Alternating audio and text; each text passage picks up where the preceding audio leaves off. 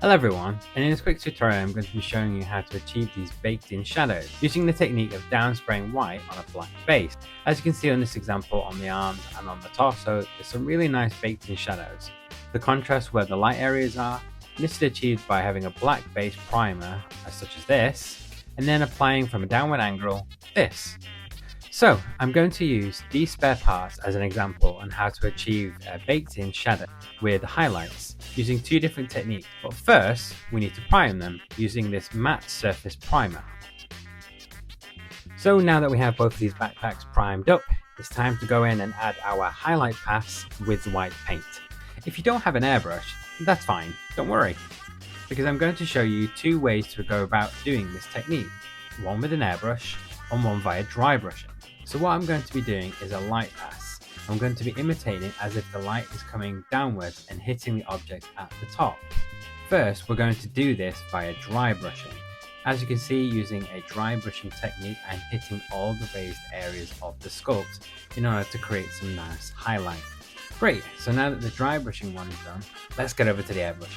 Airbrushing, I'm holding it at an angle, so I'm only hitting the top of the backpack. This is to imitate as if sunlight is hitting the top of the object. So, on the left here is the dry brush backpack. Then on the right, we have the one done using the airbrush. As you can see, there's a nice downward light hitting all the raised areas nicely and already creating this beautiful monochrome look with shadows underneath and highlights on top. Now, the next thing is to go over with color. From my experience, I recommend using Tamiya over say Vallejo. This is just my personal preference based off of what experience I've had. Either way, whatever you use, the paints need to be thinned considerably in order to not absolutely coat the surface with color.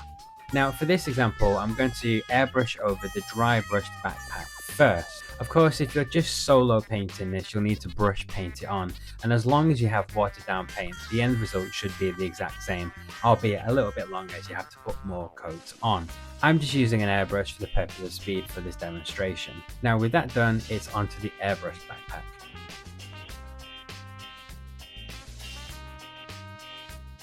And there we go, we have both backpacks finished.